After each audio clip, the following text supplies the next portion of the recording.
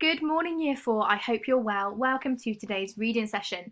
In today's session, you're going to be making inferences from the text. And by the end of this session, you will really be able to be a detective reading between the lines of a text. You'll be able to make connections and draw conclusions about what the text means. You'll also be able to draw inferences such as characters' feelings and thoughts from simply what they do and what they say. And you'll be able to justify what you think, so your inferences, by using evidence from the text.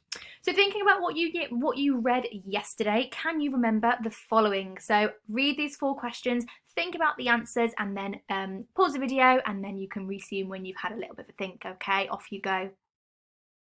Number 1, what was above the jungle in front of the children? It was a very tall cliff, wasn't it? And what did Fred say? They should strap on to Max to use their onto their back with to keep Max safe.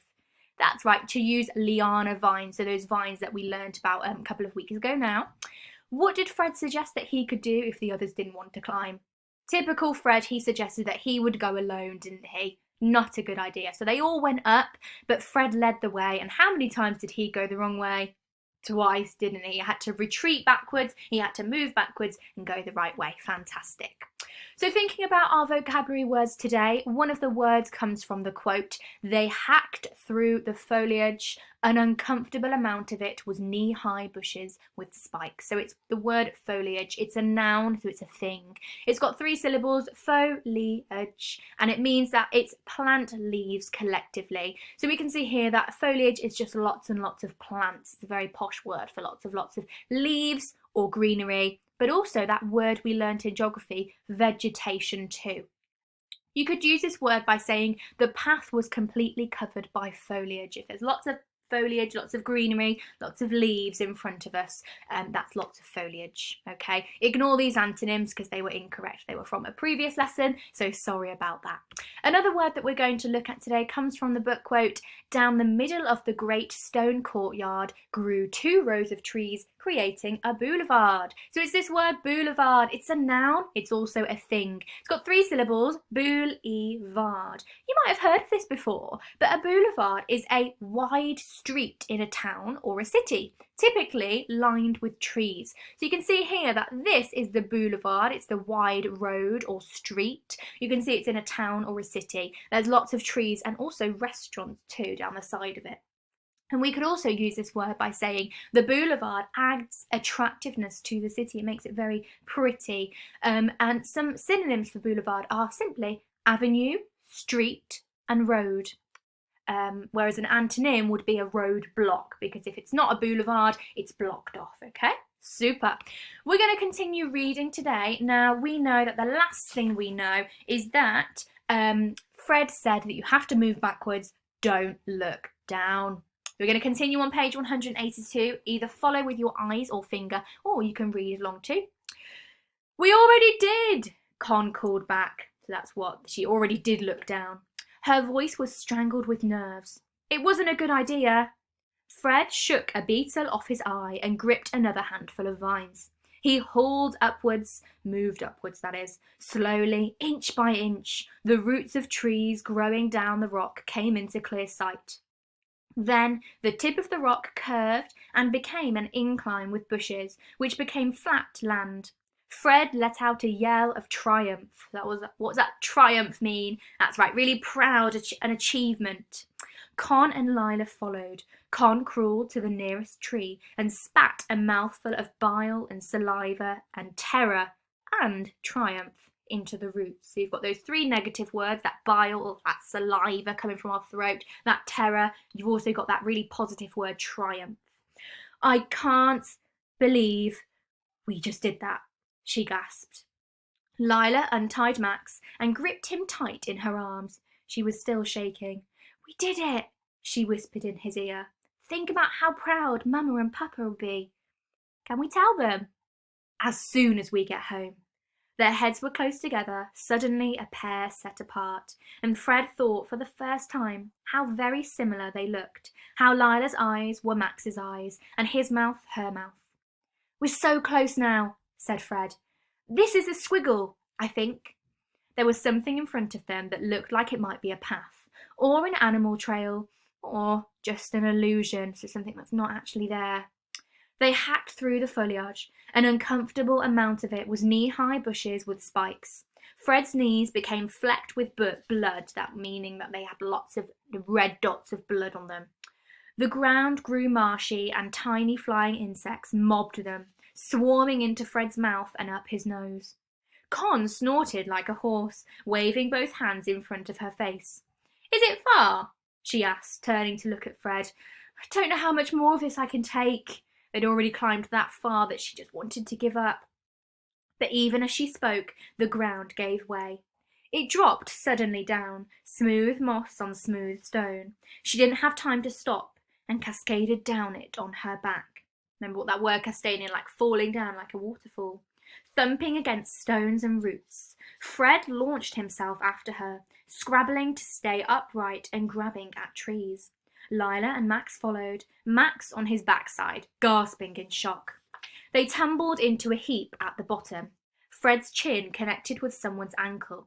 He shoved the ankle away and brushed leaves out of his eyes. Lila scooped Backer into her arms and took hold of Max's elbow. They stood with their backs to a slope, at the edge of a vast expanse of stone.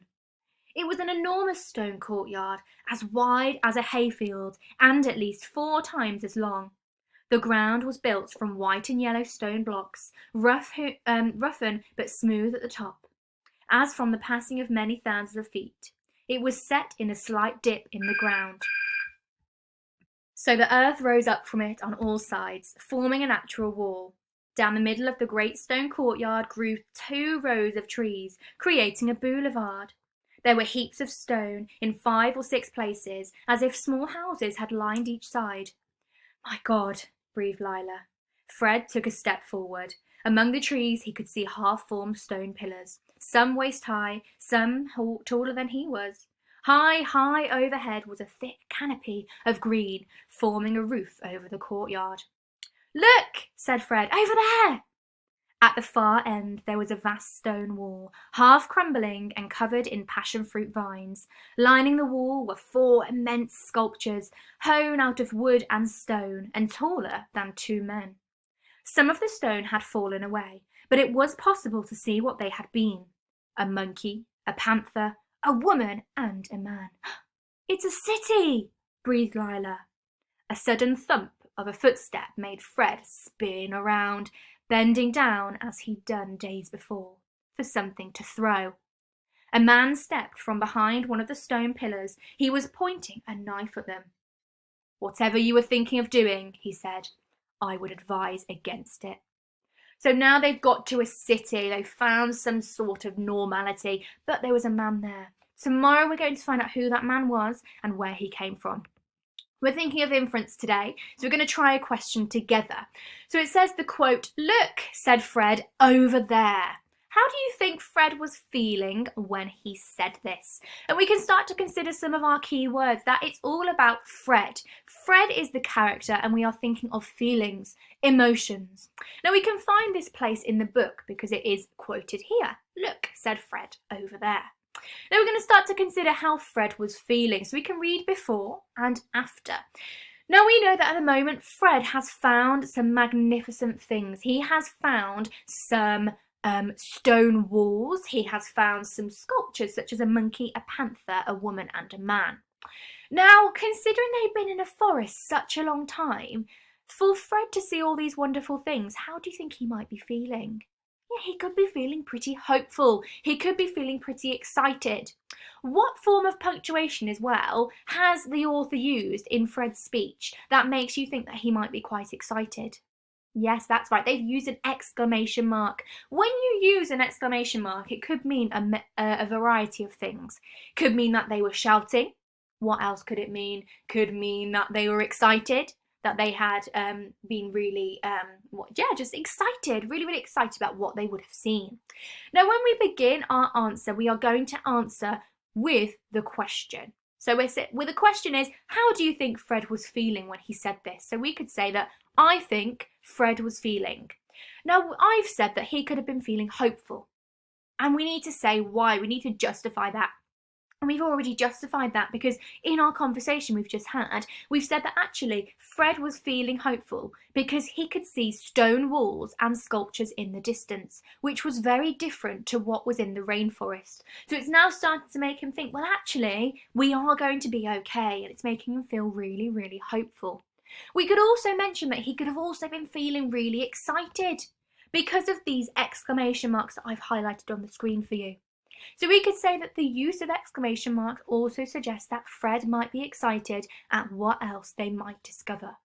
So there we thought of our answer. We thought, well, how could Fred be feeling? Is he going to be feeling sad? Is he going to be feeling any negative emotions?